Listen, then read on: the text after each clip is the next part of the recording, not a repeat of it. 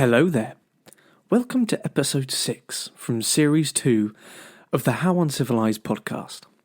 Today, we continue our grey area journey into the life and, spoiler alert, death of Star Wars' greatest radical.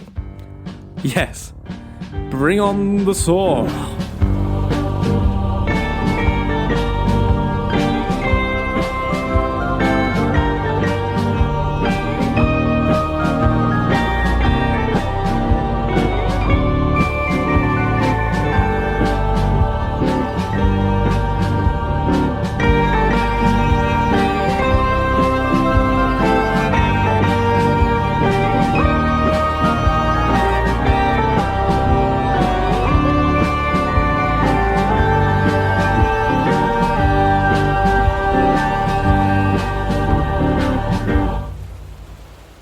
But yes, so that ties up my question nicely. Charlie, I believe you have some more of mine that you wish to delve into now. So next up, your questions. I'm going to kind of do 2 questions at once here, like 2-3 questions all grouped into one thing. So the first question you had was... Mr. Self-important. Yeah, I mean, all these questions were just terrible, so I just want to rattle through them as quickly as possible, because... for the great final question of which we shall enjoy. Yeah. So the first question of these ones was, what is that hole Saw pops up in? Oh, kinky. And, tell me more. Did he pop up in a hole? Uh-huh. Anyway. And then that question is, you've also added, why did he help the Ursos? Which is a fair question. Why would he help a family like the Ursos? And then the other question I'm going to tie into it is all about Saw's relationship with Jin. And it wasn't really a question. You just put Saw's relationship with Jin? ? Well, you know me. I like to ask the big hitters, I like to... Well, I mean, yeah, you leave it very open-ended for me. Like that whole Saw popped his head up. I just feel like we need to hear more on Saw's end of their relationship, what he was thinking, feeling, doing. I don't know. We've talked about Jin. Now it's time to talk about it from Saw's point of view. Yeah, I think maybe so. She was unbearable to live with. Maybe he was perfectly right in leaving her on that planet for, and never coming back for her. I guess we'll find out now. Exactly. Bring it on. Yeah. So for that first part of the question of what is that hole that Saw pops up in? Well, to answer that, let's talk about the Ursos and how they went into hiding a little bit. So you mentioned it briefly earlier in the probably previous episode now. Yes, I imagine. Yes. And so the Ursos met up with Saw through a mutual friend they have. Well, I say friend, someone who knows both the Ursos and works as part of the Partisans. A character called Obitt. So Obitt. What a great name. Not Orbit or anything like that, just Obitt. Tasty. Sounds like when someone who can't pronounce their H's describes what Tolkien's small furry characters are. That's what it would be. It would be the French adaptation of the Lord of the Rings. It would just be L'Hobbit. L'Hobbit. Bah oui, j'aime l'Hobbit. Qu'est-ce que tu fais maintenant? Bah oui. Alors. Very nice. Oui. You just want to show off that you can speak French, D'accord. don't you? Oui, c'est vrai. I have nothing to add. I don't know any French. Ça ne plaint pas moi. Oui. Yes. Anyway. Yeah. Whiz. So, Obitt. Oh man, I can't take that name seriously anymore now. L'Hobbit. Oui, Let's just call him L'Hobbit. Oui, Charlet. L'Hobbit. So L'Hobbit knew Saw. D'accord. Oui. Je sais. Through. Alors? Non? Man. You and your French knowledge. Oui, c'est le français très bien. Oui. Alors. Do you want to bring it up now that you also did French as part of your degree? Yeah, my degree is 1/6 French. Yeah. Or probably much less than that, to be fair. and now I get to bring up, how did that go, Spencer? Did you keep that up? Well, any French person listening will know I definitely didn't.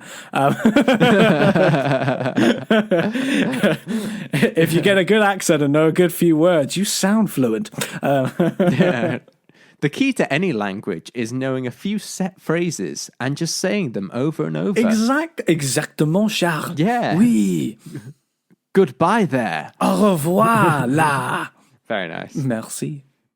So, Saw knew Obitt through their work in a smuggling ring. Oui, le smuggling. On the salient system. Do you want to be my translator? Do you want to...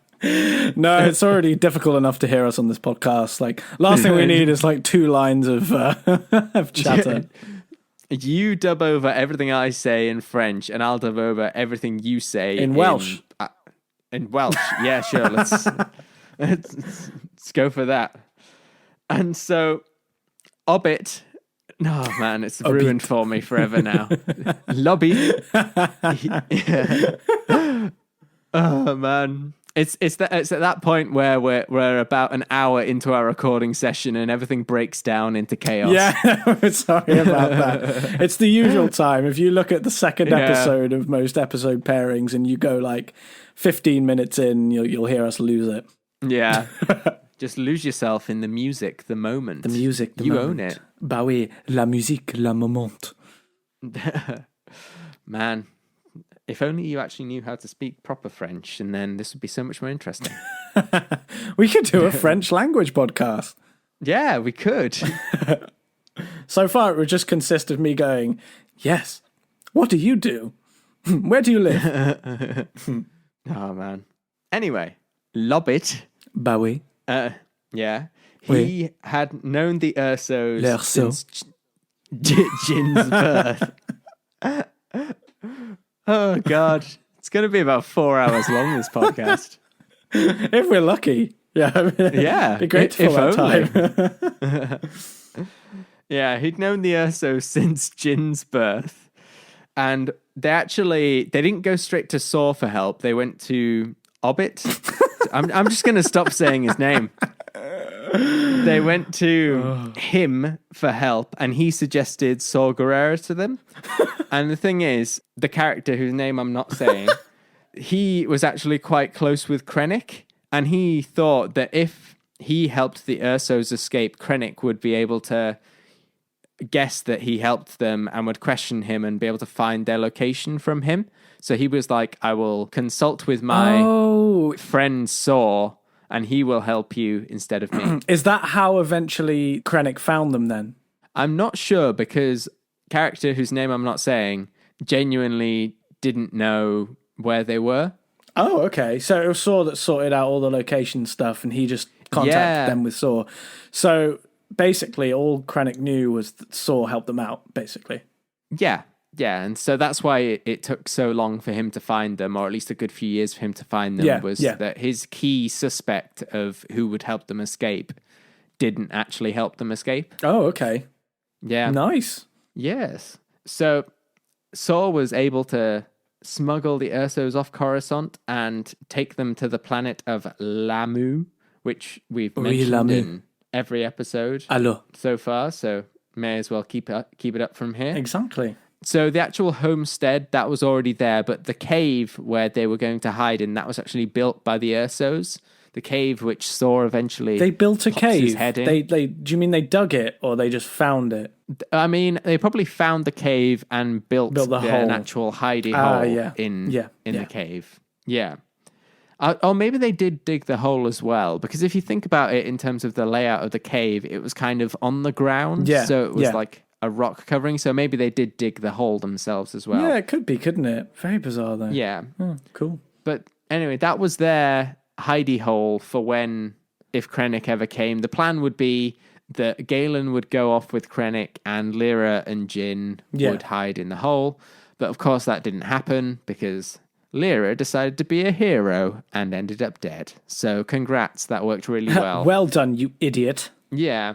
So that then meant that Saw was now to take care of Jin, or now had to take care of Jin, which, I mean, he did it, but it feels like something he wouldn't have been very happy about, because knowing Saw, he's quite a radical person. Having suddenly the care of a child as a responsibility feels very out of character for him. Yeah. But nonetheless, he took up the mantle of carer for Jin. He brought her to a planet called Wrea. Wrea. How would you say that? Wrea? Wrea. Wrea. I don't know. Ray.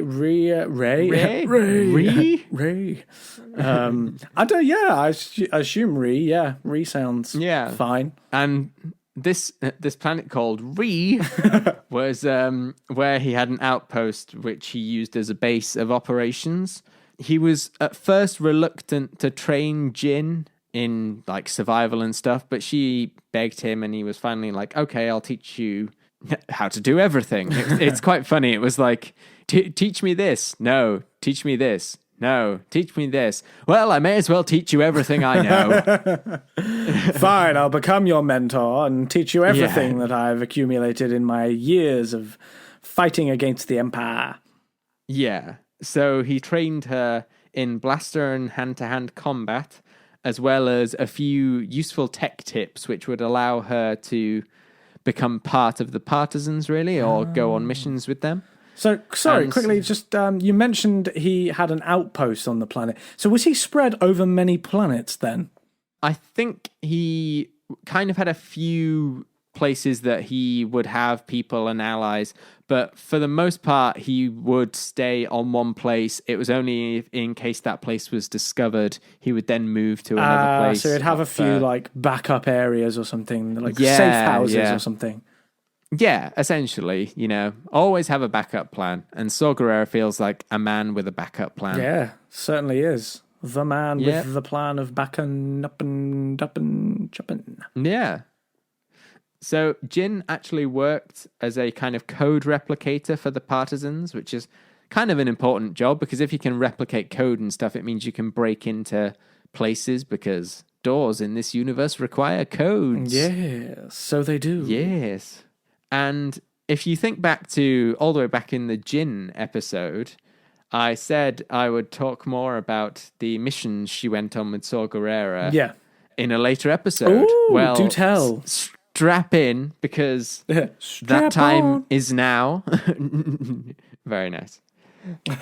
So her first mission, she was told to guard an airlock as the partisans boarded an Imperial vessel.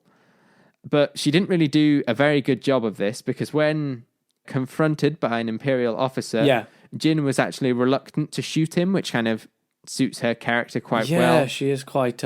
Yeah, and he ended up attacking her, and she only managed to get away when he was killed by another partisan member. Jin was actually kind of embarrassed about this, and she had to apologize to Saw Gerrera. This is the kind of first hint at their relationship that we get of, in spite of the fact that she apologized and stuff, and ultimately it didn't cause too much hassle or damage really to the overall mission. They still did what they wanted to do. Saw was still disappointed in her and disappointed at her indecisiveness in the situation. Wow, so he was... And he basically just a shit dad. Yeah, essentially. He's the kind of dad who was like, I'm only mean to you because I need to be. I only beat you because I care. Yeah. Oh, wow. That's dark. Whew, man. Damn. Ooh, let's get some ice on this. It's getting pretty hot in here. Crikey. Gosh. So, as kind of, it's not said exactly, but I feel like as kind of a punishment for this mission going awry, he actually sent her then on a solo mission to a planet called Hurts, where everybody hurts. Sometimes. I love it. Where does it hurt? Everywhere. What a weird planet name. I love it. Man, yeah. Her job there was actually to assassinate an Imperial scientist. And wow, that's harkening forward, isn't it? Yeah. Oh, damn. Knowing Jin's character, she wasn't able to do this. And like you say, this is weirdly close to home because it's like her literal father was an imperial scientist. Yeah. This is clearly not a coincidence. Yeah, this is really... Wow, they really had no original ideas. Yeah. Oh, boy. They really make you go all in on this. Oh, I love it. Flippin' heck. Man. And of course, she couldn't do this either. And the job ended up being done by another partisan member who had essentially been waiting there in backup because Saw kind of expected that Jin wouldn't be able to do it. Yeah, yeah. Saw was probably very disappointed in her. We don't really know what his exact reaction was, but judging from her first failure, he would be very displeased in this point as well. But it also seems that he wouldn't ask her, or at least that he didn't ask her to assassinate anyone else. So clearly he'd made a judgment of her character of that she is not someone who's going to be able to do these kind of missions. Yeah, yeah. She can continue with her coding stuff.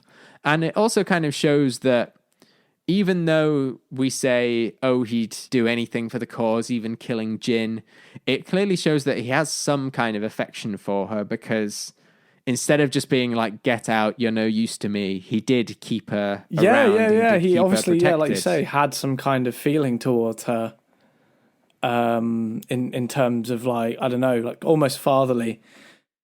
Yeah, in a weird, complicated, messed up father figure kind of way. Yeah. And other evidence that he clearly cared for her was that, ironically, he left her on the planet Tamzai Prime, which is where he would leave her forever and they would only next meet in Rogue One. The reason why he did this was because he was paranoid that the other members of the partisan group would work out who she was and use her because of her true identity, as a bribe or for certain things. But he was so paranoid about this, he actually ended up torturing some of his own partisan members to see if they actually knew who she was. Flippin' heck. Yeah, God, which is like... he's lost his mind, man. Yeah, who would want to work for this guy? Oh, my word. So, yeah, he was really paranoid that someone was going to find out who she was and eventually decided that, you know what, she's going to be safer on her own. I've taught her everything she needs to know to look after herself. Here's a gun. Enjoy. Yeah. Good luck out there. Well, I salute you. Oh, dear. Wow. Yeah. But clearly this decision affected him until his dying day because when they meet again, it's clear that he's been thinking about her a lot, hence why he lets her come see him. Yeah. Instead of just being like, nope, kill her, still mad. Murder. Kill. So when him and Jin meet up again, he's worried that she's actually there to kill him. Oh, what? As payback for leaving her? Wow. Yeah. He is so paranoid. Either she's there to kill him because he left her or because the rebellion have been like, no, he's too dangerous, kill him.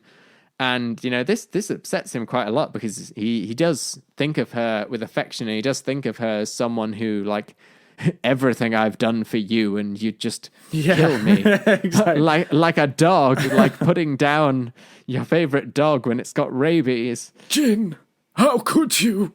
You're here to kill me. See, when I've been talking for over an hour, I can do quite a good Saw Gerrera impression because my throat is quite dry. I know, I'm feeling the bassier tones of my voice now. Yeah, but in spite of him being an ambiguous character, it's definitely clear that he stayed true to his original idea of just being part of the rebellion and being part of a resistance to something which is ultimately the true evil. Yeah. As when she leaves and when he's like, no, I'm going to stay here to get hit by rocks and die. He basically says to her that he hopes that this, her getting the message from Galen, her father, has almost reignited the fire within her of rebellion. Because before that point, she was ultimately kind of like, I don't want anything to do with anything. Just keep your head down, live day to day, and you can get by. So to sum up all that, essentially, what was the hole? It was the Urso's family hiding hole. And what was his relationship with Jin? It's complicated in a nutshell, but ultimately it was a mentor role. Yeah, which but was a complicated quite nice. mentor role. Yeah. Kind of nice. Bittersweet, let's say. Yeah. It's neither here nor there. Oh, indeed. Yeah.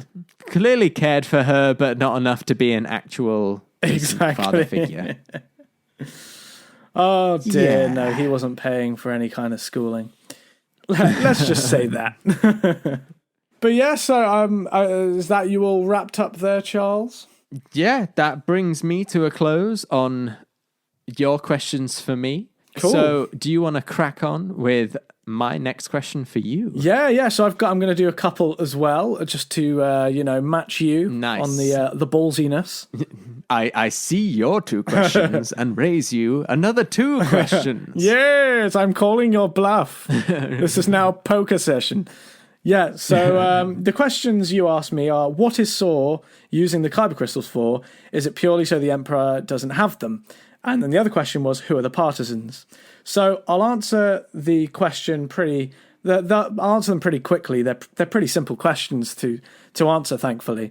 So the first one, what is Saw using the kyber crystals for? Well, Saw was essentially collecting the kyber crystals so that the Empire couldn't have them. Now, there were 2 uses for them for him. So really, he could either use them, stockpile them, basically, keep them in his hideout, carry them around, perhaps use them as sort of money, basically trade it for credits here and there. But mainly what he did with it was he found out how to destabilize the crystals. So he could use them as bombs, basically.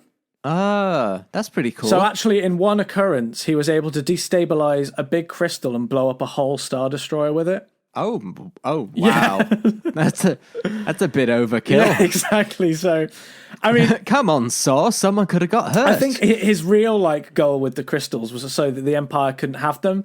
And if using them as bombs and destroying them meant that there was less in the world, less to power whatever their project was, which he sort of cottoned onto, but never found out much about it, the better for him, really. Yeah, it was kind of the case of, well, if you want it, I want it too. Yeah, exactly, and I'm going to blow it all up in your face. Yeah. So he did that for quite a while, and occasionally would trade it for supplies to keep the cause going. It was mainly sort of, I want to blow them up, but also I want to keep the cause going. So got to trade it up. Yeah. But he made sure that the buyers were against the Empire. He'd never sell for buyers that would try and give it to the Empire, basically.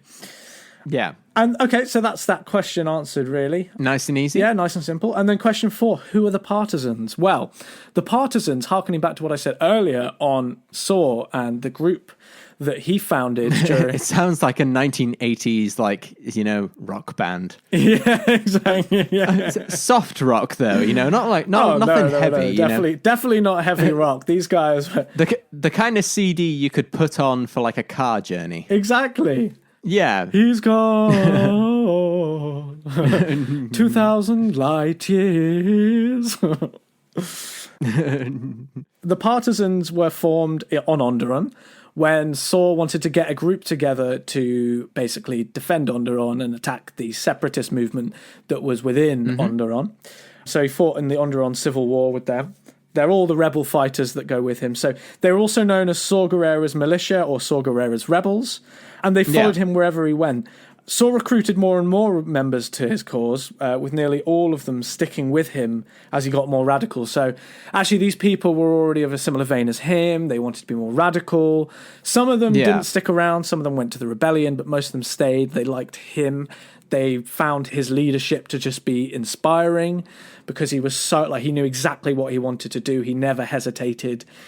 He was a very sort of, you'd see him and you'd be like, I want to be him, mostly. Except for all the metal. That's that guy I want to be.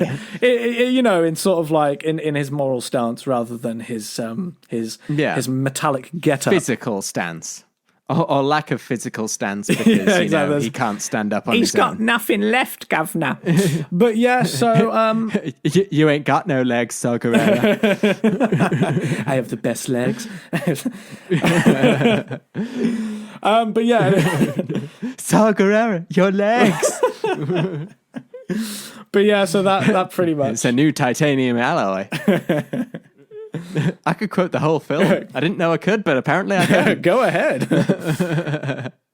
But yeah, so that basically answered who are the partisans. It's Saw's buddy group. Basically, yeah, Saw's crew of motley fellows. Yeah. We kind of, I don't know if the actual name, the partisans, is used in the actual film, but we do see them because they're the people who like collect Bodhi Rook, aren't they? Yeah, they are. It's not actually used in the film, I believe. Oh, okay. But yeah, it's referenced in other sort of comics and other light reading. Yeah. I got it from my extended reading, not from the actual film, because I don't believe it's mentioned there, like you say. They're just kind of Saw's friends. Yeah, exactly. His extended family. Welcome to the partisans. And remember, when you're here, your family. No more pasta. So yeah. Yeah, so that leads us nicely on to our final question together, which we actually managed to ask each other in relation to Saw Gerrera. It's going to be a joint question. So I'll read out the question that you set for me, which is, what the fuck is Bor Gullet? Is this why they are labelled as terrorists? Weird tentacle creatures? Also, why are there so many weird tentacle creatures? And what... And in response, you gave me the question, what is Bor Gullet? A mind-reading squid? Why does Saw have this? Why does one lose their mind? just a lot of questions about Bor Gullet. Yeah, I mean, I don't know about you, but what I found on Bor Gullet wasn't, there was only so much in there that I learnt more on. There wasn't that much, but it's enough to give us a little bit of a tidbit, a little bit of a cheeky understanding of what they are. So, I mean, I'll just say what I found, and then you can sort of fill it out. Yeah. Add to it if need be. Yeah. So, Bor Gullet is a maren, which is also referred to as a boars, and they are a non-sentient, multi-tentacled, multi-pod native to the planet Mares, something like that. Yeah. So, yeah, their species is non-sentient, so that just means they've got no brain. Yeah. But then I read that they can read minds, extract information, and erase memory. And then I just put, how? I don't understand. If they're non-sentient and can't talk... I was very confused by this. What happens? And how do you, control it? How does it know which person to extract stuff from and which person to give information to? How does it know it's reading people's minds? And like you say, how do you know the information it collects if it can't communicate that information with you? Yeah. We don't see it on screen, but does it is it the kind of thing where due to it invading your mind, it gets you to say the information and plays it through you or something? Or we don't know. Thinking about it, I'd assume that's how it's done, but either way, it's kind of weird. Yeah, and then also the kind of, to bring it to the one loses one's mind idea, it's one of those things, don't get me wrong, I really like this film, but I really don't like that line, because don't have a line of you're gonna lose your mind if he manages to recover his mind, literally in the immediate scene. Just be are you the pilot? Oh shit, yeah, I'm the pilot. Wow. I've saved on months and I've saved on years of therapy and treatment. Yeah, because I feel you could change the line to, and word of warning, it's gonna hurt a lot, and it would have the exact same effect. Yeah. It's weird. It's equally suspenseful of oh no, this weird creature's gonna essentially torture this guy, because that's what it is. It's essentially torturing someone for information. And then also you can have the scene of them being are you the pilot? And him being so shell-shocked, it does take him a moment to be oh yeah, I'm the pilot. Yeah, and also I feel there should be some, even if he did snap back into it, whatever, and realise he's the pilot, there should be some continued after effects. Surely, lapse in memory, lapse of understanding, just being a bit confused. And he wasn't. He was really with it after that. Yeah, that's what I thought, first watching the film. Yeah. I remember thinking, is he going to be essentially a bit crazy now? Is he going to be like a wild card where that just, he's got this information from Galen, but because it's been taken from him, he's now like not really much use because he can't remember that information? Yeah, like, I what ramifications is this going to have? And the answer is nothing. Exactly. It's not going to... I just feel with Bor Gullet there's a lot of questions. And there's not a lot answered. There's not a lot on it. Yeah. I did find, though, that the actual creature that he is, the Marian species, is actually... It originated in the Star Wars Legends canon, or the Star Wars Legends stuff as well. No way. And again, it's mentioned very briefly, but that creature appears maybe in a slightly different form, but it's actually mentioned in the extended Legends universe. No way, that's really cool. So again, something that they've brought in from outside to fill it out and to fill out the world. That's really cool. Yeah. Another bit of like behind the scenes thing is that the actual creature design for it, they actually made him on set, and he was a huge puppet, which they later enhanced with like CGI and stuff. But it was like it's a huge silicon physical thing, which was actually on set, which is kind of crazy. That's insane. It just makes you appreciate how much money they like sink into these films to make a giant puppet for literally 10 seconds of screen time. Flippin' heck. Yeah, I mean they invest a lot of money into it. Like they just throw money at these creatures. Yeah. But like something else I found was that it's used as a form of torture, obviously by the partisans, by Saw Gerrera, but also by the Empire.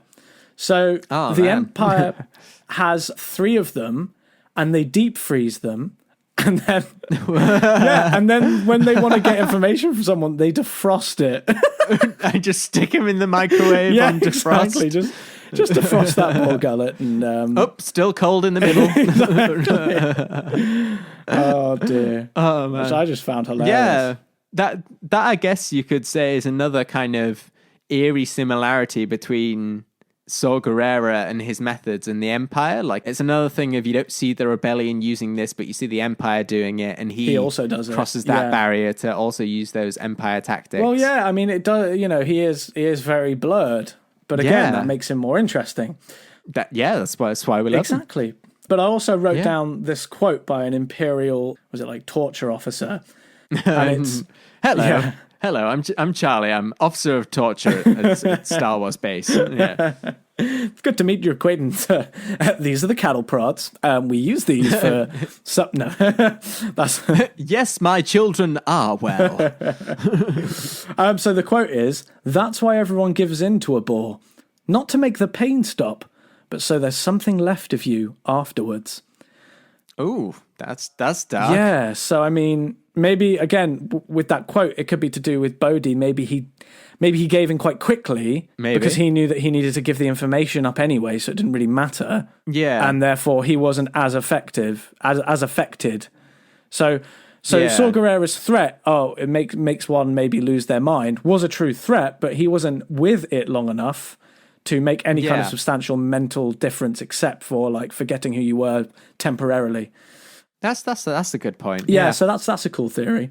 Does that mean that they like eat your feelings and eat your memories? Is that what they live off that? Yeah. That's what they consume. Is that kind of that information? Extracting information is, I think, how they feed, basically. Yeah, that's cool.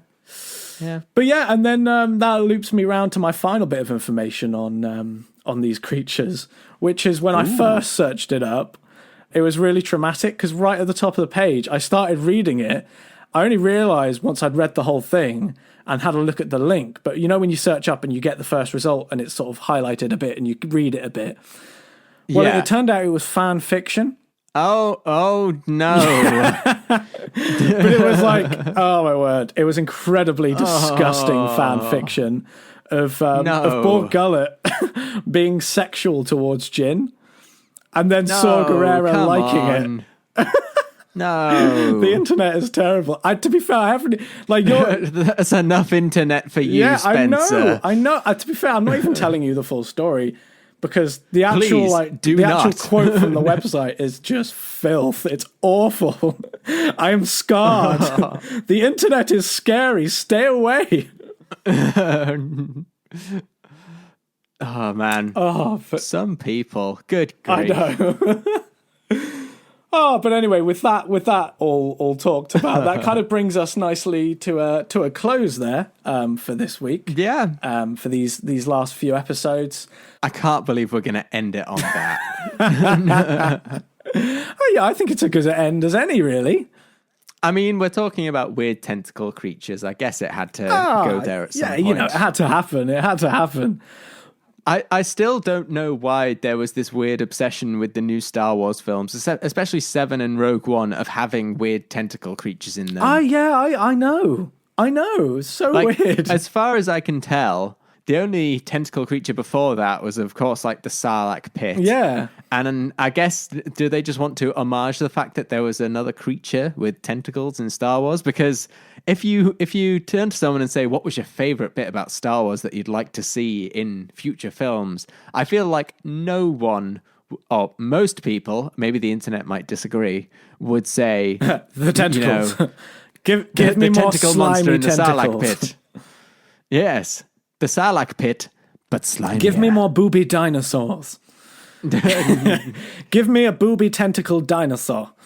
I get that Star Wars has always been about wacky creatures and wacky design and stuff, but like, come on, I'm glad they stopped after Rogue One with the tentacle creatures. It's really taking the biscuit now. I think that's enough of tentacles for at least another couple of trilogies. Yeah, I'm good. We've had our fill. Full. We've had our fill. Yeah. Oh dear. Well, do you know? I think Saw Gerrera is an interesting character. I think he's slightly like grey. I think he leans more towards. I don't know. He's got good aims, but he does it in an evil way. So I put him kind of in a bit of a grey spot. Is he good? Is he bad? Well, luckily we don't have to decide that. It's the question of, do the means justify the end? Ultimately, he had a good goal in mind. He just went about it in a terrible way. Completely really. the wrong way. Completely. But, you know, it's a completely different scenario, isn't it, compared to anyone else and how they were raised and what happened. So yeah, I mean, the fact that we've spent so long discussing whether he's a good or bad character and his backstory just really is what's the word? It's just great, isn't it? I mean, I just think it's a testament to how much they cared about making Star Wars more gritty and more interesting for the fans, and seeing a much broader spectrum of characters rather than it being so absolute with the good and the evil. A bit more sort of. I mean, everyone is in terms of good and evil. If we're being a bit cliche, everyone's on a spectrum of good and evil. So I think it was good seeing that in a character. That's what I was going to say. Well, I'm glad you finally got it out, and also managed a good impression of myself. You've really nailed it. Well, it's pretty easy. You just puff the cheeks out and blow. What do you think of my impression of you? Oh yeah. Who's speaking now? You just don't know. This could. I mean, I'm. That's the whole point. I'm Charlie currently. Spencer does a perfect impression of me, and I do a perfect impression of Spencer. Exactly, Charlie. So Spencer. How can you tell who's who? Charlie? Yeah, sure thing, Charlie. Oh. I mean Spencer. It's getting a bit tricky now. Yes. But anyway, thank you so much for sticking with us these last few episodes on Saw Gerrera. We hope you've enjoyed the facts that we've brought to you, and we hope you found it as entertaining as we have. Yes. We hope we are as entertaining as we think we are. Exactly. And until the next time, goodbye there. Goodbye there. Thanks for listening to episode 6. Remember, if you really like what you're hearing, don't forget to check out series 1 on all streaming platforms. We're now done with our lovely friend Saw, but fear not. Next week, we look at the ones who are with the Force. Chiriton Bays. Don't miss it.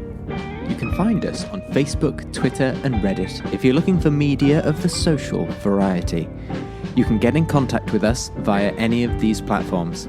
We're also on YouTube, where you can find our playthrough of LEGO Star Wars, as well as all of our previous podcast episodes.